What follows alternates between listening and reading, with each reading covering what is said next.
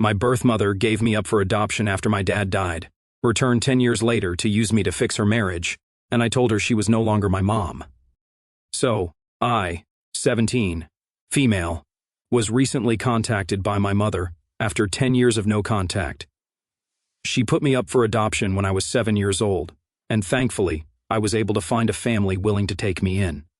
For the sake of clarity, while I'm narrating what happened, I'm going to refer to my biological mother as Rebecca and my adoptive parents as Mom and Dad. Rebecca had me with my biological father when she was probably around 20 years old. She had to drop out of college because of me, but my biological father completed his education. They got married right after he graduated. When I was around 3 years old, he was diagnosed with leukemia and passed away shortly after I turned 7. But I guess the process of giving up my custody had already started long before my biological father passed away, because my mother gave me away, and I moved in with my new family literally just one day after my dad passed away. I remember it as clearly as yesterday, even today, in spite of the fact that 10 years have passed since then. I was so upset and confused about what was going on. I remember being told by several people that I would be just fine, that my father was in a better place and things like that. But all I wanted was to see how he was doing. He had been pretty sick, but he was always there whenever I wanted to see him. I wasn't even allowed to say goodbye to him after he passed away. I barely had time to register and process these things when my new family showed up the day after my dad's death. My mom told me that these people were going to take care of me for a couple of days, but days turned into weeks, then into months, and eventually years. I kept waiting for my mother to reach out to me. I remember crying a lot about this initially because I thought my mother and my family had abandoned me. A few weeks after Mom and Dad took me in, my biological grandparents came to see me, and they have been in touch with me ever since. Back then, I was too young to be told the truth. But when I was around 14, they could no longer evade my questions. I just really wanted to know what had happened with my birth mother. I was well aware that I was adopted. I just wanted to know why all of this had happened, since I distinctly remember getting along well with my birth parents when I was little. So I found out the truth from my grandparents, and eventually from Mom and Dad too.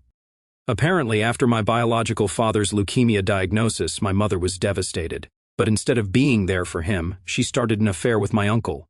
That was horrifying in itself, but nobody even knew about it until 6 months before my dad's death. Since his health had started worsening considerably at that point, my uncle and Rebecca decided there was no point in hiding their affair anymore. She knew she wanted to be with him, and as soon as my father was out of the picture, she was going to get together with him. So Rebecca and my uncle told their parents about it. My grandparents were obviously disgusted, but for my sick dad's sake, they kept their mouths shut. I was too young to understand, and they didn't want my father finding out because he was already going through so much. Around the same time they came clean about the affair, my uncle and Rebecca also announced that they were not willing to raise me and were considering putting me up for adoption. There was a lot of hue and cry about it, but Rebecca was pretty firm. She said she had been much too young when she had me, that she didn't even want to be a mother, that she hadn't felt ready at the time, and that it was only because of her parents' insistence that she had me and got married to my father. Had her parents not pressured her, she probably wouldn't have done either of those things, and her life would have been very different. So now that my father was going to be out of the picture, she didn't want me either, and she was going to put me up for adoption. Obviously, they couldn't send me away as long as my father was alive, so they waited until he passed away. After that, they allowed my mom and dad to finally take me in. Even my adoptive parents were very shocked by the whole situation, but they really just wanted to adopt a child and complete their family. They had been struggling to conceive a second time after the first pregnancy, and it was too risky for my mom anyway. I know my parents probably wanted to adopt a much younger kid, but they told me they hadn't heard about me from any adoption agency. It was actually one of my mom's cousins who told her about my situation. She used to be friends with Rebecca back then. As soon as they heard about me, they knew they had to get me out. They didn't even care about my age. They spoke to my mother in person without any agencies involved. My mother also agreed to let them adopt me because she was struggling to find someone willing to adopt a 7-year-old kid through an agency. They spoke to Rebecca for months before my dad passed away, and a couple of weeks before his death. Everything had been finalized. Even my mom and dad believed that after my father passed away, I would probably stay with Rebecca for at least a couple of days. But she sent me away literally the next day. After I found out the truth about the situation, I was really glad Rebecca had decided to put me up for adoption and that I had been lucky enough to find such wonderful parents. People mostly go for younger kids when adopting, but I found a really wonderful family. I love my mom and dad and my older brother. I couldn't be happier. I also literally have 4 sets of grandparents, so you can imagine how spoiled I've been right from childhood. Nobody kept in touch with my uncle or Rebecca after my dad passed away. They weren't even there for his funeral, which had been organized by my grandparents. I was there because it was a very somber situation, and I was already going through a confusing phase, so they thought it would be better for me to settle into my new life until they reintroduced themselves. After finding out the truth about why I had been put up for adoption, and why Rebecca did not remain part of my life, I thought I would feel unwanted or at least a little upset. But mostly, I just felt relieved that I didn't end up spending my life with my biological mother, and that I found my way to people who actually wanted me. I'm 17 now. I'm starting college in a couple of months, and I barely even think about Rebecca or my uncle or what they've been up to. But for the past couple of days, I haven't been able to stop thinking about them, because she reached out to me on Instagram, asking if I would be willing to meet with her and mend things. I have a public account, so obviously it's not difficult to find me. But I couldn't understand why she was reaching out after so many years. Before agreeing to anything, I asked her why she suddenly wanted to mend things with me. Then she sent me a long and heartfelt message about how so much time had passed, but even now she regretted her decision to give me up and to prioritize her life with my uncle instead of her commitment as a mother. She said she knew it was not her place to demand that I come back to her as her daughter, but she at least wanted me to know that she wasn't all wrong here. The only mistake she had made was committing to a lot of things when she was too young to understand the repercussions. There was a lot of pressure on her, and that's why she made a lot of bad decisions, but she never regretted having me, regardless of what my family might have told me. She was just not ready to be a mother, and she wanted to make things right with me. After thinking about it, I decided to say yes because I was just curious. I didn't tell my parents or my grandparents about it. I just went ahead and met her. Only after I met her did I realize that she wasn't asking to meet me, only because she wanted to make things right with me. She needed my help. I should have realized that earlier, but unfortunately, I have a tendency to try and see the good in everyone, even someone like Rebecca.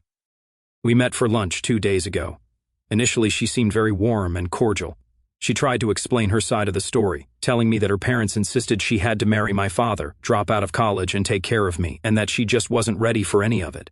But she had to do it because her parents insisted. Later, she started feeling very suffocated in her marriage, and the news of her husband's diagnosis was the last straw, which is why she was driven to have an affair. She did not regret it because she believed my uncle was the love of her life, and she was glad to find him. She has been happily married to him for the past 8 years.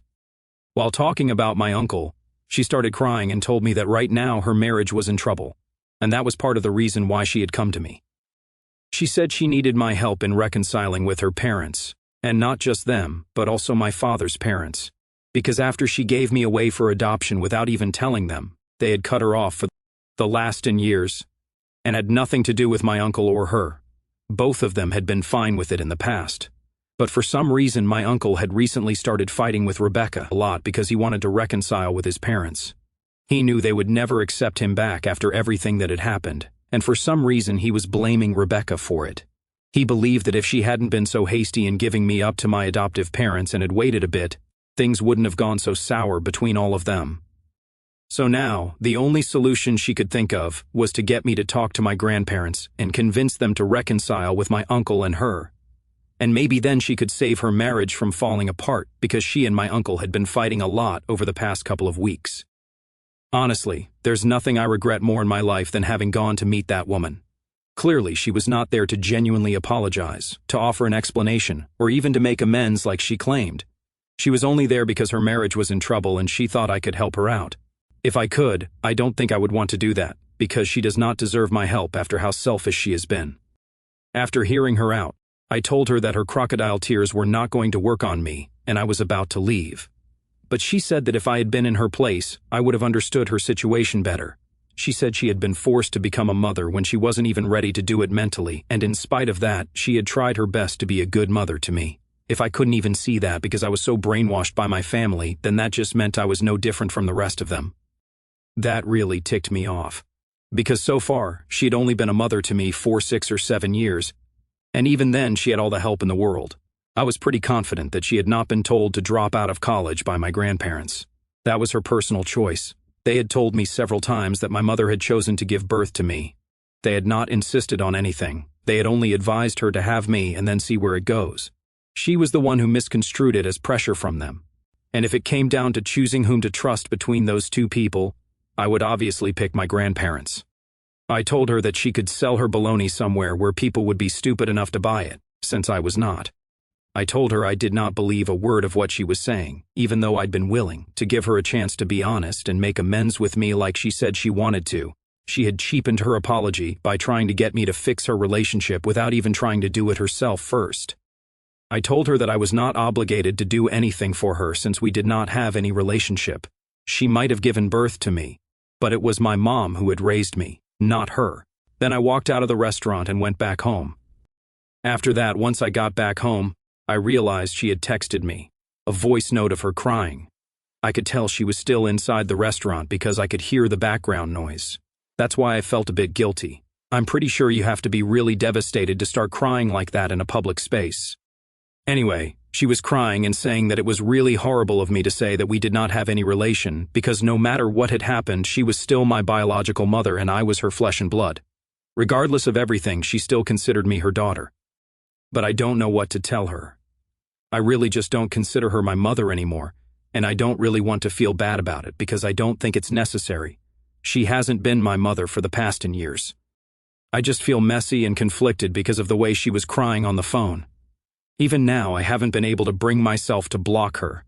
I don't think of her as my mother, but she's still a human being who had a connection with me. So, Atia for telling my biological mother that I don't consider her my mom anymore. Edit. Hi. So I thought it was very clear in my post that I haven't told my family about it. I don't think they would be on board with my decision to go meet Rebecca, and that's why I did not tell them before I made my decision. I know I owe this to them and I'm definitely going to tell them. But for now, I just wanted this to be something that I made a call on by myself. Besides, I knew that if I had told them about it, they never would have let me meet her because all of them hated her, and rightfully so. I guess I just wanted some closure, and that's why I went to meet her in the first place. I didn't know what I was expecting. I knew that she was going to apologize, and I just wanted to talk to her one last time. Her reaching out to me brought up a lot of mixed emotions, and I guess I wasn't thinking straight. But whatever it is, I did go to meet her, and it's done now. I don't think I would change my decision if I could go back in the past and do it. I needed some closure and I got it. I don't regret what I did. Sometimes you just have to forget about everybody else and do what you think is right, even if it's a mistake. It's going to be your mistake, and that's what I believe. Update 1. I finally told my family that I had gone to visit Rebecca, and just as I had expected, they were not happy about it in the slightest. I met her last week, and I blocked her a couple of days back, after she kept relentlessly bombarding me with texts and phone calls demanding that I speak to her again and give her a chance to explain herself. I didn't know what she was going to say to me. But I didn't even want to find out anymore. I met her once, and got my closure. But that's all I needed from her. It's not like she genuinely wanted to speak to me and make things right. She just needed my help, and I'm pretty sure that's the reason why she's even contacting me after the fight that we had at the restaurant. Anyway, I didn't want to speak to her again, and I knew that it was about time that I told my family about our meeting as well. So I sat them all down, my parents and all my grandparents, and I explained everything to them. My parents were obviously upset that I hadn't discussed this with them, and that I had just taken off without telling them who I was meeting. But they still seemed to understand. It was my grandparents who were really upset with me. They scolded me a lot, and I heard them out patiently because I deserved it. I should have spoken to them first. Mostly, they were just worried that my mother would have tried to brainwash me and make them look like the villains, since they knew her well enough to expect it. After they were done, I told them that the only reason I had met her was because I needed some closure. I did not expect everyone to understand immediately why I had that thought process, but it was something that I needed to do, and I did it. The only thing I was sorry about was that I did it behind their backs. I promised them that I would never be dishonest with them ever again, and that seemed to pacify everyone. Then we started discussing the reason why Rebecca had called me there, and the things that she had said about my uncle wanting to reconcile with his parents and stuff.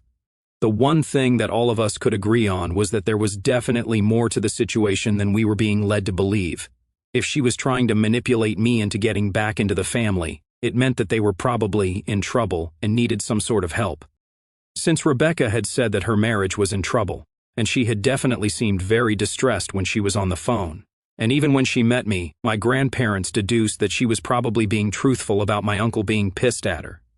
Now, whatever the truth is, we're not going to interfere because it's not our place to say anything. My grandparents were very clear about it. They said that they had stopped considering my uncle and Rebecca their family the day that they announced that they were together while my father was still sick. The last of it was when my mother just gave me away without even talking to them or giving them time to explain things to me. They just got lucky that my adoptive parents were kind enough to continue to allow them to be a part of my life. So, long story short, I have now blocked Rebecca.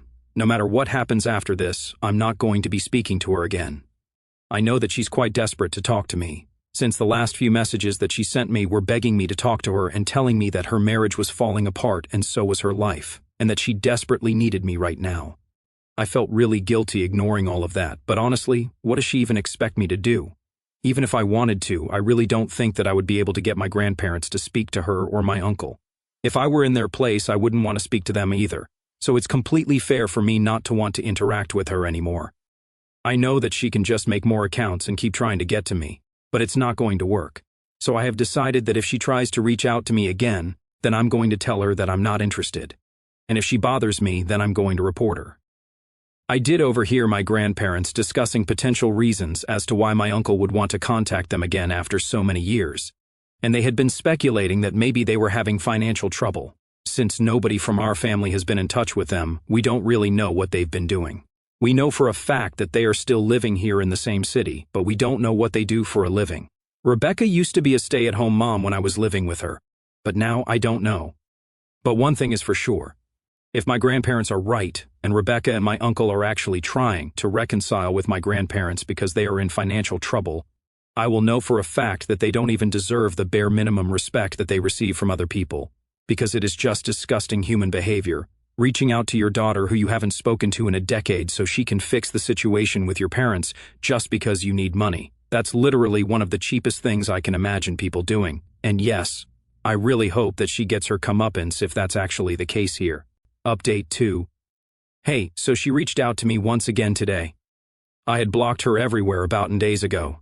After a week passed without any sign of her reaching out again, I thought that she had given up. But somehow she was able to find out where I go to school, and I guess that's why we shouldn't put out our personal information on public platforms. It was a lesson learned the hard way. Anyway, when I started walking back home from school today, she showed up out of absolutely nowhere. I was pretty taken aback. It happened about a block away from school, and I don't live very far from my school, so I usually just walk home. But she showed up in her car and started yelling at me to get in.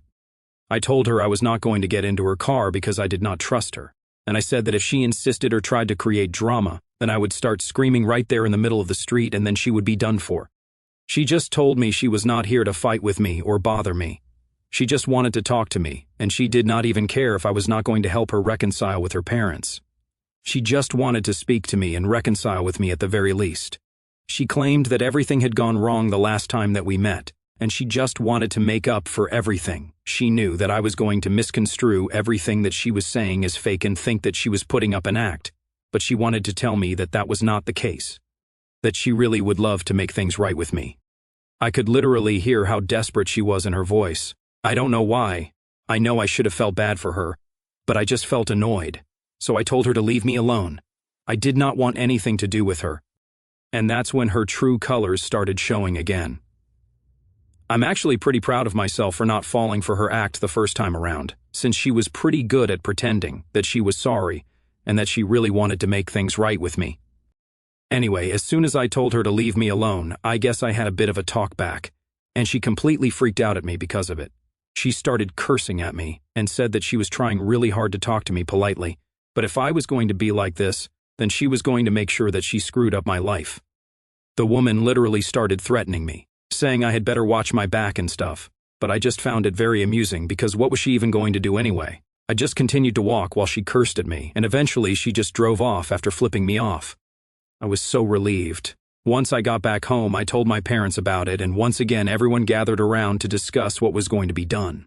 Since she has threatened me, we have grounds for a restraining order, so we are guessing that we are probably going to go that way.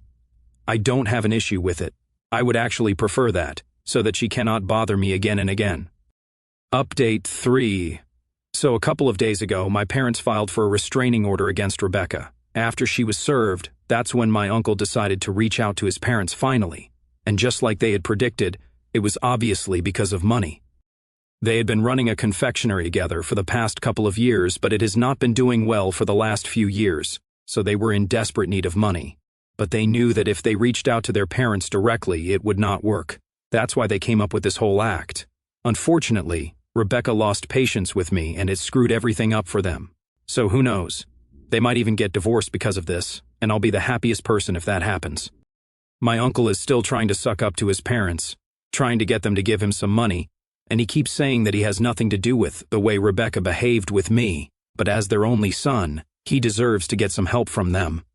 Rebecca, on the other hand, is taking a very strange approach and has decided to be as nasty as she possibly can to her parents and me.